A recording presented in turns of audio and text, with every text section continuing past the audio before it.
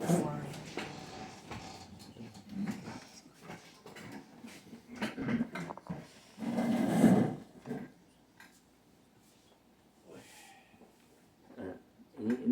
steht, Yesh Nechalim Manchivim.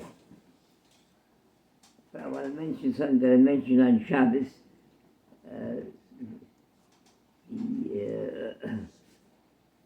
It's mentioned in the Kriya in Masei, Al Pi Hashem Yachma, Al Pi Hashem Yisu, that Masois, the Klal Yisrael traveled and camped and traveled. Yachma Yisu, there are 42 Masois. And the Torah Goshe mentions all 42 names. Kivrusatay, V'etchen Gover, Rimporis. If you take a GPS, you take a computer, you take a Google, you'll never find it. They don't exist anymore. What's the point that the Torah Goshe said not only is every word, but every letter, every nekudah in Torah Goshe, the Tilitul Malachas, that the Chazal Darshan was to record all those words in Torah Goshe, all those sounds. But there's a very, very beautiful medrash.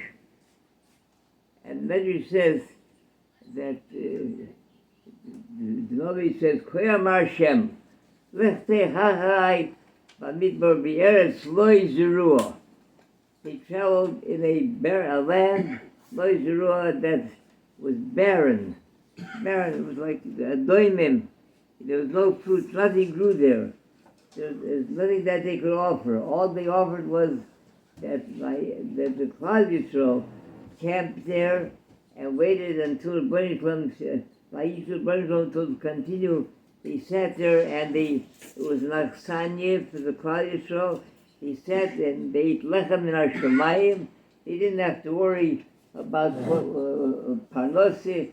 The whole midbar was turned into the University of Torah, a college of Torah, and they sat and learned in those barren Eretz Yisrael. They sat and learned Torah. And because of that, it earned to become Nishchias. These towns, their names are recorded in the Torah. It's for Nishchias. When we arrived in White Lake, 48 years ago, we camped here. It was worse than Eretz Yisrael. It was, my goodness gracious, it was almost Iran Adachas, where a shul made a dinner in a Treifa hotel on Shabbos, 15 miles away. Look how it's Shabbos Kodesh.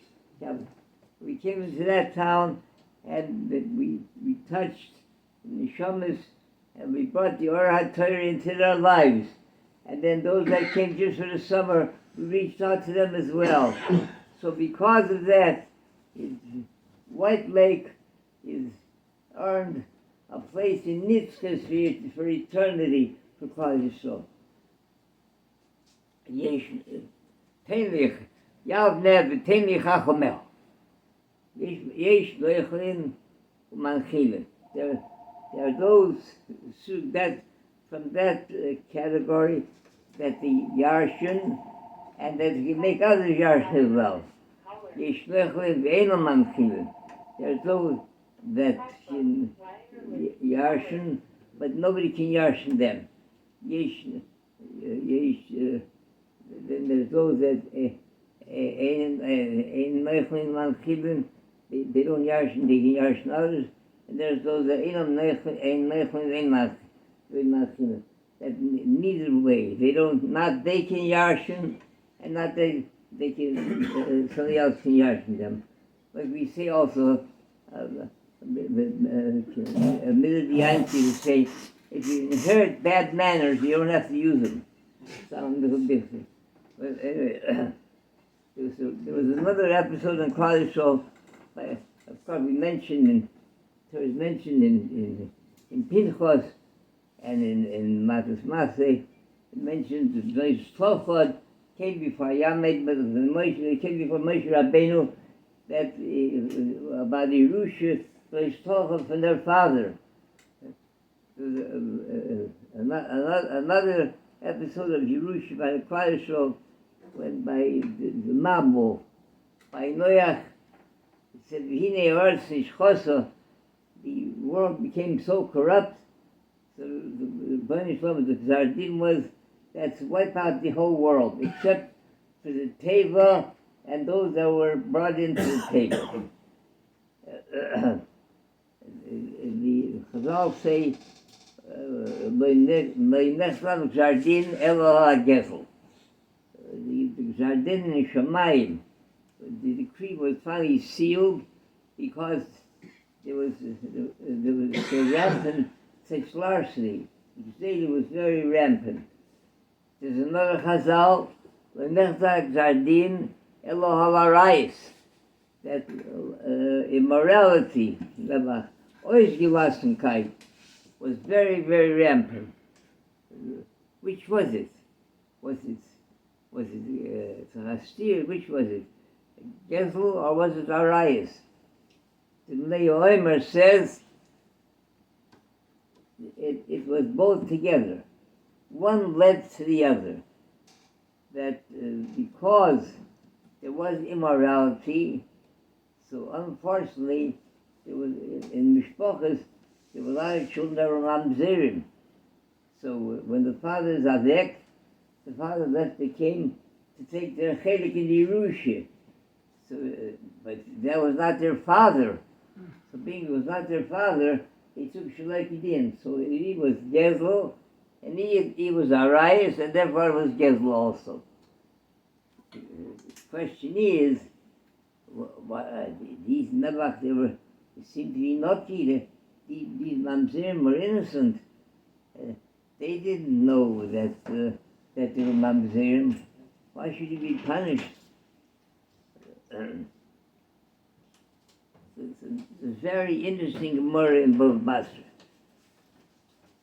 Basra Tzofas HaMaaseh. A mother was standing with her daughter, and she said, "You know, she's trying to say your eyes gelassen. You conduct yourself very, very with immorality."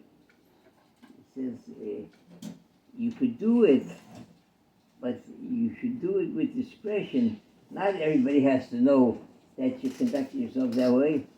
She says, learn from me." She says, "You have 11 brothers. Only one of them is from your father. 10 are from boyfriends."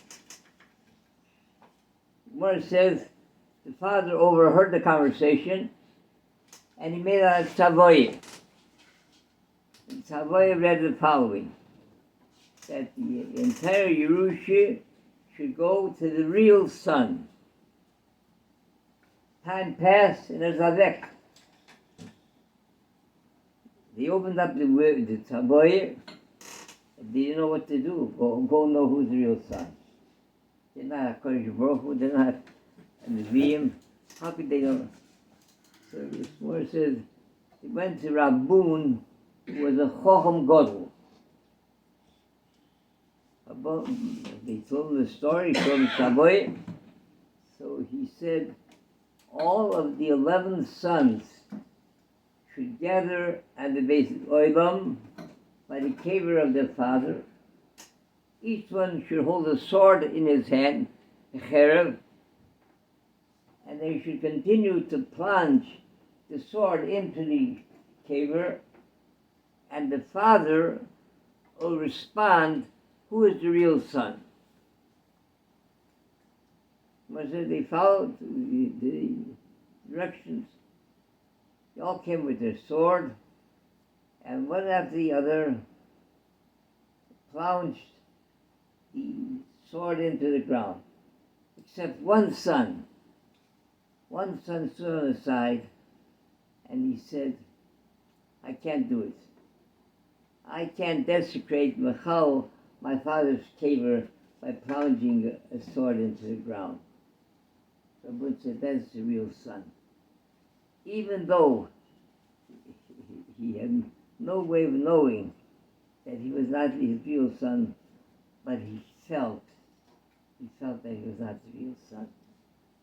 They could feel that. So those who came, they were mamzerim, and they came to take Merushi, they knew that they were not real children.